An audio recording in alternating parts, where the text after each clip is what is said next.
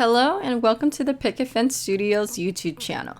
My name is Terry and today I will be sharing this card that I created using some products from the latest release. So let's get started.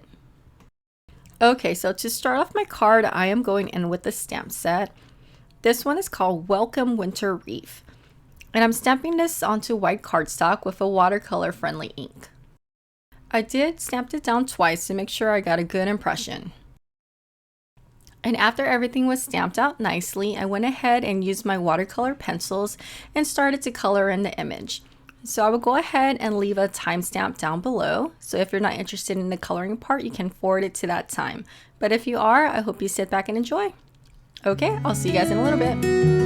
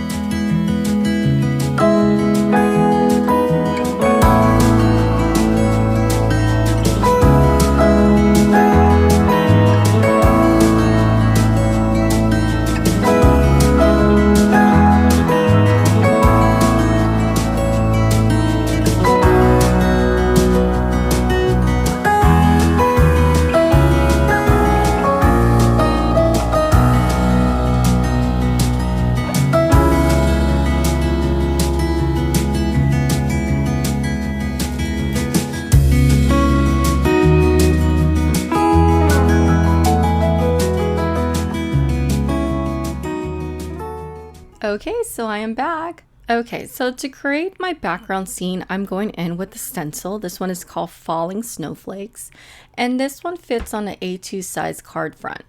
So I'm using that on white cardstock here, and I'm going in with some enhancer paper glaze. The enhancer paper glaze, if you guys aren't familiar, it's an additive that's been developed to mix in with your paper glaze, and it smooths out the satin pearlescent look to make it a thicker semi-matted finish. And I love this one when I'm using with regular paper glaze, but I decided to use it with Paper Velvet just to soften up the yellow color here. This yellow color is actually new from the release. I will have all of the information of the products that I use listed down below if you're interested. Okay, so going in with my mixed media spatula, I went ahead and mixed the two colors together. So I love that I can soften up the color with this enhancer. So now just going in, I'm spreading that all over my card panel, making sure that I'm applying even layers throughout the stencil. And once that was finished, I went ahead and removed the stencil and rinsed that off into warm water just to make sure that there aren't any leftover of the paper glaze left on my stencil and my palette knife.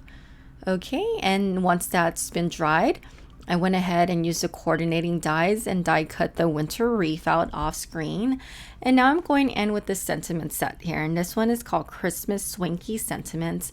And I love this set because there are so many different options to choose from, and of course it comes with the coordinating dies, and I love that it comes with the coordinating dies. So I went ahead and stamped that onto white cardstock using a red colored ink pad. I did went ahead and stamp that out twice just to make sure I got a clear impression. And now going in with the coordinating dies, I went ahead and placed that onto my sentiment and ran that through my die cutting machine off screen. I also went ahead and ran that onto white color cardstock a few times just so that I can layer the sentiment together. I like creating dimension, and this is a great way to do that without using foam strips. So here you can see that I'm using liquid adhesive to layer the two together. Okay, so before I adhere everything together, I like to mat my card panel onto a black matted rectangle. So I went ahead and trimmed out a black cardstock slightly larger than my card panel, and I placed that on top of the black cardstock. Then going in with liquid adhesive, I went ahead and adhered the winter wreath on top of our panel that we used the stencil and the paper glaze. And now going in with liquid adhesive again, I went in and placed our sentiment right in the center of the wreath. Okay, so now I went ahead and adhered that onto a top folding card base. Okay, so now to add a little more interest onto my card panel, I'm going in with glossy accents and I'm applying that onto the berries onto the wreath. And I like doing this because it creates a little glossy finish onto your card panel without doing a lot. And it's really nice because it dries really fast and it adds a nice touch to your card.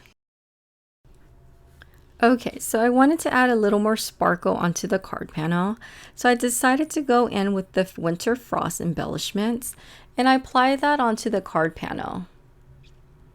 And I also decided that I wanted a little more something onto my card panel. So I went in with fine glitter and applied that on top of the glossy accent while it was still wet. This is going to create a nice texture onto the card panel.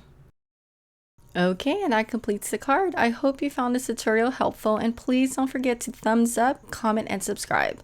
Until next time, have a great day. Bye-bye.